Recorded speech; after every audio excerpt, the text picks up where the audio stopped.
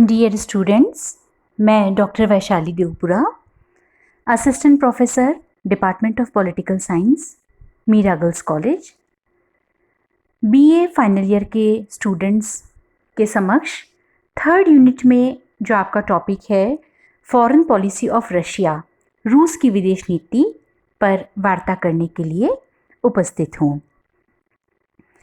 तो बच्चों, जब हम रूस की विदेश नीति की बात करते हैं तो मैं आपको बताना चाहूँगी, जब हम ऐतिहासिक परिप्रेक्ष्य में जाते हैं तो 1917 को सोवियत संघ की स्थापना की गई थी। जब हमने फर्स्ट यूनिट में कोल्ड वॉर पढ़ा था तब इस बारे में हमने अध्ययन किया था।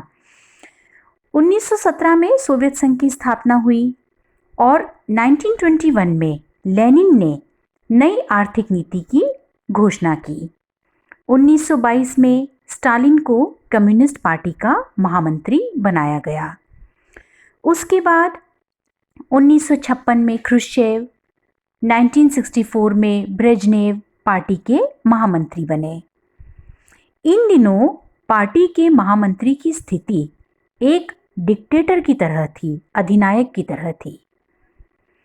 1985 में गोर्बाचेव जब पार्टी के महामंत्री बने तब उन्होंने ग्लासनोस्त, जिसका की तात्पर्य है खुलापन, और पेरेस्ट्रोइका, जिसका अर्थ है पुनर्निर्माण, के सिद्धांत को लागू किया। इसका परिणाम यह हुआ कि 1991 में सोवियत संघ का अस्तित्व ही समाप्त हो गया। ये जो बैकग्राउंड है इसको हम पहले अपने जो प्रीवियस लेक्चर्स हैं उनमें हम डिटेल में इसको पढ़ चुके हैं कि किस तरह से शीत युद्ध के अंत का श्रेय गोर्बाचेव को जाता है। तो सोवियत संघ का जो अस्तित्व समाप्त हुआ उसके साथ ही 70 वर्ष पुराने सोवियत संघ का अंत हो गया। 1991 की कुछ घटनाएं सोवियत संघ को विघटन की दिशा में ले जाने की दृष्टि से अत्यंत उल्लेखनीय है। 1991 में गोर्बाचेव को राष्ट्रपति पद से हटा दिया गया तथा उपराष्ट्रपति यानायेव को राष्ट्रपति पद का कार्यभार सौंपा गया। 1991 में विद्रोह के असफल होने के बाद गोर्बाचेव वापस लौटे तो एस्टोनिया के बाल्टिक गणराज्य ने स्वतंत्रता की घोषणा कर दी। 1991 को गोर्बाचेव ने कम्युनिस्ट पार्टी का प्रमुख पद छोड़ा तो साथ ही यूक्रेन ने स्वतंत्रता की घोषणा कर दी। 1991 में ही सुप्रीम सोवियत ने कम्युनिस्ट पार्टी पर प्रतिबंध लगा दिया। 1991 में ही अजरकिस्तान ने 1 सितंबर 1991 को उज्बेकिस्तान और किर्गिस्तान ने स्वतंत्रता की घोषणा कर दी। 7 सितंबर 1991 को सोवियत संघ के 3 बाल्टिक गणराज्यों लिथुआनिया, एस्टोनिया और लाटविया को मान्यता प्रदान कर दी। 13 दिसंबर 1991 को येल्सिन और गोर्बाचेव ने सोवियत संघ को समाप्त करने पर सहमति बनाई। सोवियत संघ के विघटन के बाद उसका सबसे बड़ा गणराज्य रूस अंतर्राष्ट्रीय राजनीति में महत्वपूर्ण इकाई के रूप में अवतरित हुआ। संसाधनों की दृष्टि से, क्षेत्रफल की दृष्टि से रूस सोवियत संघ का विशालतम गणराज्य था। सोवियत संघ की अर्थव्यवस्था को सुदृढ़ करने में इस गणराज्य का अपना एक विशेष योगदान रहा है, क्योंकि यह सर्वाधिक संसाधन संपन्न गणराज्य है। सोवियत संघ के विघटन के बाद रूस को संयुक्त राष्ट्र सुरक्षा परिषद में पुराने सोवियत संघ का स्थान प्रदान किया गया। पुराने सोवियत संघ के विघटन के बाद बचा हुआ रूस एक महाशक्ति के रूप में उभर गया, क्योंकि हजारों मिसाइल रूस के दूर दूर तक लगे हुए हैं और राष्ट्रपति गोर्बाचेव ने तथाकथित परमाणु बटन या ब्रीफकेस रूसी राष्ट्रपति बोरिस येल्सिन को सौंप दिए थे। विश्व में रूस की भूमिका उसके नायक बोरिस येल्सिन के व्यक्तित्व से तय होने लगी। रूसी विदेश नीति के निर्माता के रूप में बोरिस येल्सिन को जाना गया। गोर्बाचोव 1985 में सोवियत संघ की कम्युनिस्ट पार्टी के पोलिट ब्यूरो के सदस्य गोर्बाचोव सर्वसम्मति से पार्टी के महासचिव बने। उन्होंने सत्ता हाथ में आते ही 1985 में सोवियत संघ की अर्थव्यवस्था के सुधार के लिए क्रांतिकारी कार्यक्रम पेरेस्ट्रोइका और ग्लासनोस्त की घोषणा की। आर्थिक पुनर्निर्माण और खुलेपन की इन नीतियों ने सोवियत संघ को कट्टरपंथी साम्यवाद के कड़े शिकंजे से मुक्त करना शुरू कर दिया। देखते देखते सोवियत जनता भी अमेरिकी जनता की तरह लोकतंत्र प्रेमी बनने लगी। इसी के साथ संघ के 15 गणराज्यों द्वारा किसी न किसी रूप में स्वायत्तता की मांगें शुरू हुई और ये मांगें बाल्टिक गणराज्यों से अधिक मुखर हुई। केवल यही नहीं, खुलेपन के फलस्वरूप कई गणराज्यों में भीषण सांप्रदायिक झगड़े भी शुरू हो गए। स्थितियां बहुत खराब होने लगी, रोजमर्रा की चीजों का अभाव होने लगा। देखते देखते 5-6 वर्षों में जिसे दुनिया महाशक्ति के रूप में जानती थी, वह सोवियत संघ अभावों के, लाचारी के कगार पर पहुंच गया। 1991 में कम्युनिस्ट पार्टी, सेना, केजीबी और नौकरशाही के कट्टरपंथी गुट ने साठगांठ करके सोवियत संघ पर अपने कब्जे की घोषणा की और क्रीमिया में छुट्टियां बिता रहे मिखाइल गोर्बाचोव को नजरबंद कर दिया। पूरी दुनिया इस तख्तापलट पर स्तब्ध रह गई। America, Japan, Britain, Germany, France इत्यादि देशों ने खुलकर इस तख्तापलट की निंदा करी और सोवियत संघ को मिलने वाली आर्थिक मदद रोकने की घोषणा की। सोवियत संघ के सबसे बड़े गणराज्य रूस के राष्ट्रपति बोरिस येल्सिन ने इस तख्तापलट के खिलाफ संघर्ष छेड़ा। गोर्बाचोव ने देश का नियंत्रण पुनः अपने हाथ में लिया। उनकी वापसी के लिए बहुत मांग हुई थी, उनकी पुनः वापसी हुई। सभी ने बोरिस येल्सिन को गोर्बाचोव की वापसी का श्रेय दिया। बोरिस येल्सिन रूसी गणराज्य के पहले राष्ट्रपति हैं जिनका निर्वाचन लोकतांत्रिक विधि से प्रत्यक्ष निर्वाचन द्वारा 10 जुलाई 1991 को हुआ। पिछले 1000 वर्ष के रूसी इतिहास में ऐसा पहली बार हुआ। राष्ट्रपति पद की शपथ लेने के बाद येल्सिन का व्यक्तित्व एक सशक्त राष्ट्रपति के रूप में अंतर्राष्ट्रीय स्तर पर सामने आया। रूस में 2000 को संपन्न हुए चुनावों में व्लादिमीर पुतिन विजयी रहे। 4 वर्ष के लिए रूस के राष्ट्रपति चुने गए। पुतिन उन लोगों में से हैं जिनके मन में सोवियत संघ के बिखराव का दर्द था। प्रधानमंत्री बनते ही पृथकतावादी चेचन्या के खिलाफ उन्होंने कठोर कदम उठाए और चेचेन विद्रोहियों को समाप्त या समर्पित करने के लिए बाध्य करके ही अपने सैन्य अभियान को विराम दिया।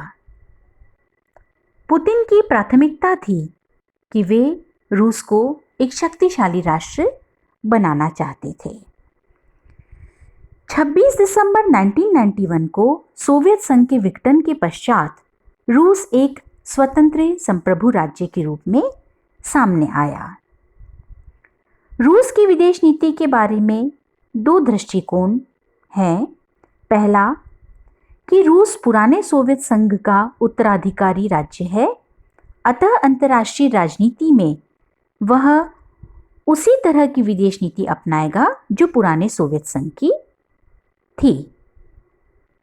दूसरा दृष्टिकोण यह था कि पुराने सोवियत संघ से रूस की स्थिति एकदम भिन्न है, इसलिए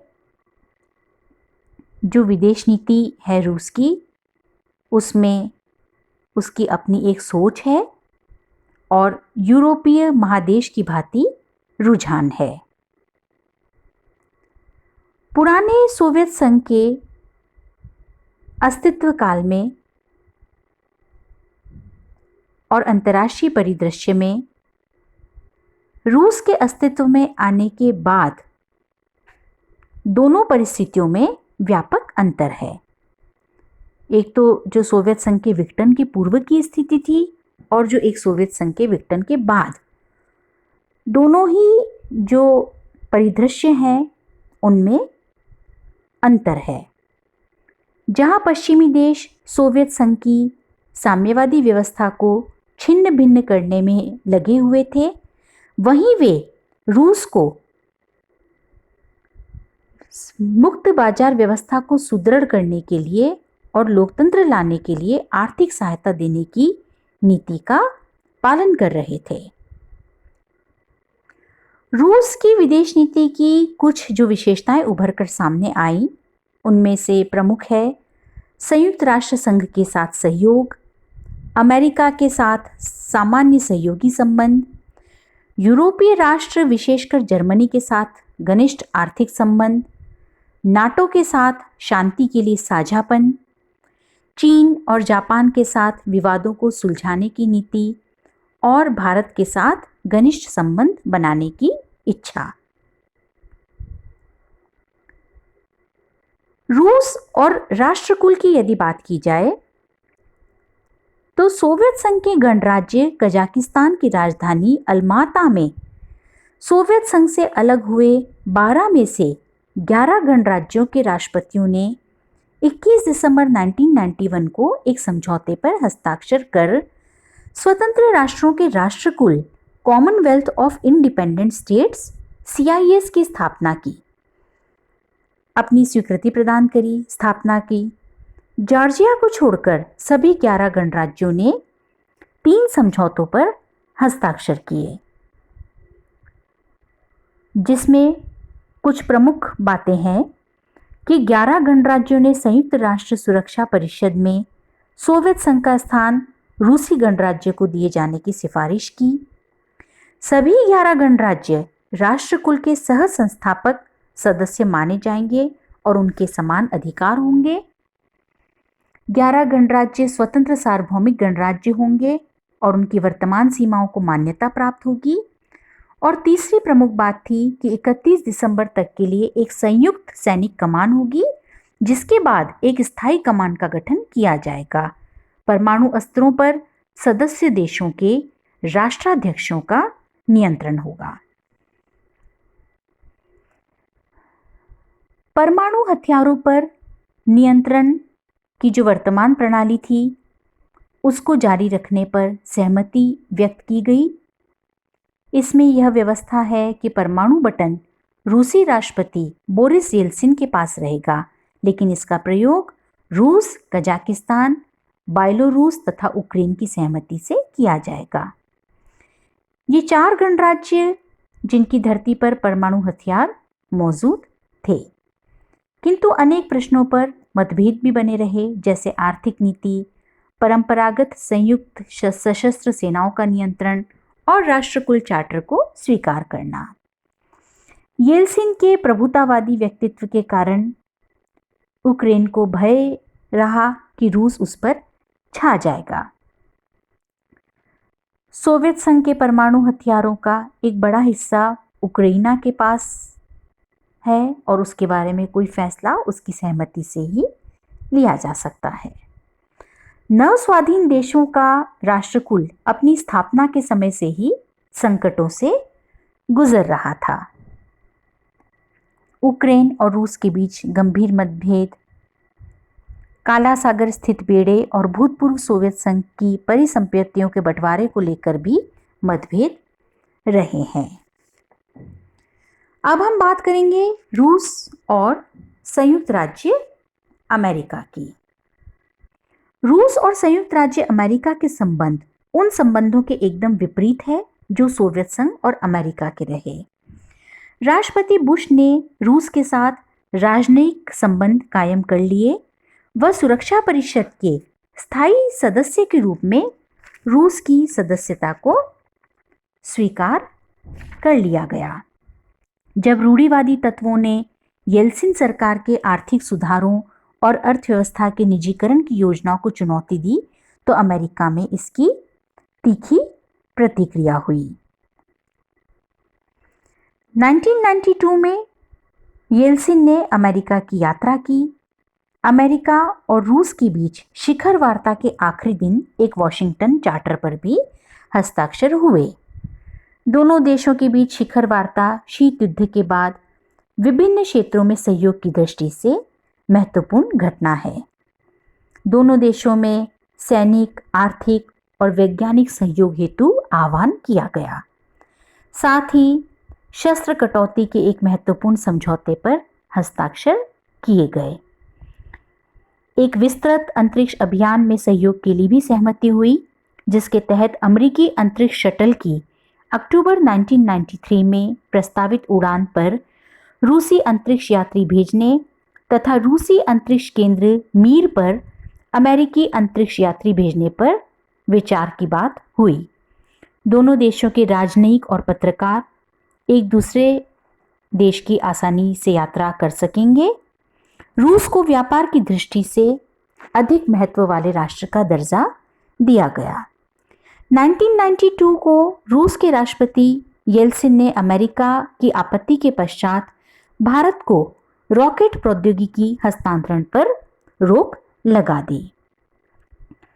3 जनवरी 1993 को अमेरिका के राष्ट्रपति जॉर्ज बुश और येल्सिन ने मॉस्को में स्टार्ट 2 संधि पर हस्ताक्षर किए, जिसके तहत अगले 10 वर्ष में दोनों देश अपने अपने परमाणु हथियारों में 2/3 कटौती करने पर राजी हो गए। 1994 को येल्सिन और अमेरिकी राष्ट्रपति क्लिंटन ने 2 दिवसीय शिखर वार्ता के अंतिम दिन मॉस्को घोषणा पत्र पर हस्ताक्षर किए। क्लिंटन के राष्ट्रपति बनने के बाद येल्सिन की उनसे 1994 में वॉशिंगटन में 5वीं मुलाकात थी। दोनों ने स्टार्ट 2 में तेजी लाने पर सहमति बनाई। अमेरिका ने रूस को आश्वासन दिया कि वह उसके अंतर्राष्ट्रीय वित्तीय संस्थानों में प्रवेश का समर्थन करेगा। 1997 को ब्रुसेल्स में एक समझौते पर अमेरिका और रूस ने हस्ताक्षर किए, जिसके तहत दोनों देश सैन्य क्षेत्र में परस्पर सहयोग के लिए सहमत हुए। नाटो के विस्तार को लेकर रूस और अमेरिका में मतभेद हुए। अमेरिका की पहल पर पूर्वी यूरोप के 3 देश पोलैंड, हंगरी और चेक गणराज्य को जुलाई 1997 में नाटो संगठन में शामिल कर लिया गया। ये तीनों राष्ट्र सोवियत संघ के प्रभाव क्षेत्र में थे।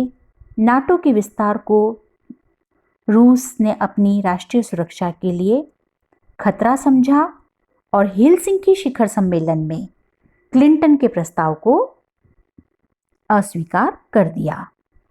रूस और अमेरिका के मध्य मुस्लिम बाहुल्य वाले चेचन्या के मुद्दे को लेकर भी तनाव रहे हैं। चेचन्या में बढ़ती हुई आतंकवादी गतिविधियों के कारण रूस ने वहां सैनिक कार्यवाही शुरू कर दी। क्लिंटन ने मानवाधिकारों की सुरक्षा के नाम पर रूस पर चेचन्या में जोर जबरदस्ती बंद करने के लिए दबाव डालने का प्रक्रम किया, जबकि रूस चेचन्या को अपने देश का अंग मानता है और वहां उसकी सेना क्या करती है यह उसका निजी मामला है। अमेरिका में क्रॉफर्ड में 2001 को राष्ट्रपति पुतिन और राष्ट्रपति बुश के मध्य शिखर वार्ता हुई। अफगानिस्तान में वैकल्पिक सरकार के मुद्दे के साथ साथ नाभिकीय शस्त्रों में कटौती करने, ऐसे शस्त्रों का प्रसार रोकने आदि पर जहां दोनों नेताओं ने सहमति दिखाई, वहीं अमेरिका के राष्ट्रीय प्रक्षेपास्त्र सुरक्षा कार्यक्रम पर दोनों पक्षों के मतभेद बरकरार रहे। जब रूस ने एक नई इंटरकॉन्टिनेंटल एंटी बैलिस्टिक मिसाइल का परीक्षण किया, तब अमेरिका व जो रूस के संबंध थे उनमें गिरावट आई। 2009 में अमेरिका के राष्ट्रपति ओबामा व रूसी राष्ट्रपति मेदवेदेव ने द्विपक्षीय शिखर बैठक हुई, जिससे संबंधों में सहयोग की बात कही गई और परमाणु हथियारों में कटौती का समर्थन किया। लेकिन यूक्रेन को लेकर तनाव बढ़ा, दोनों देशों ने एक दूसरे पर प्रतिबंध लगाए।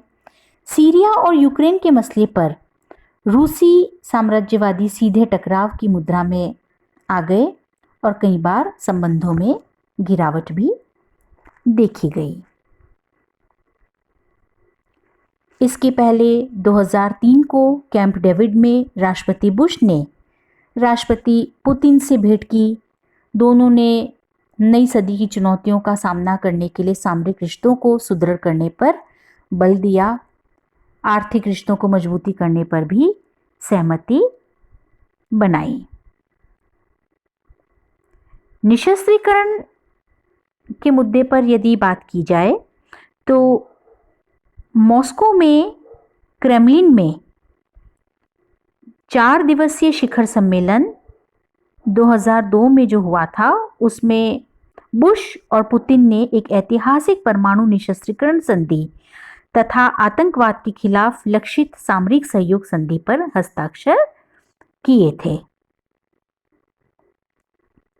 इसमें दोनों राष्ट्रपतियों ने नए सामरिक संबंधों के लिए भी घोषणा पत्र पर हस्ताक्षर किए। इस समझौते पर हस्ताक्षर के बाद बुश और पुतिन में जो अमेरिका के प्रेसिडेंट थे बुश और रूस से जो पुतिन थे, उन्होंने संयुक्त रूप से कहा कि रूस और अमेरिका के बीच नए युग का प्रारंभ हो रहा है। इससे शांतिपूर्ण संबंधों की उम्मीद की गई।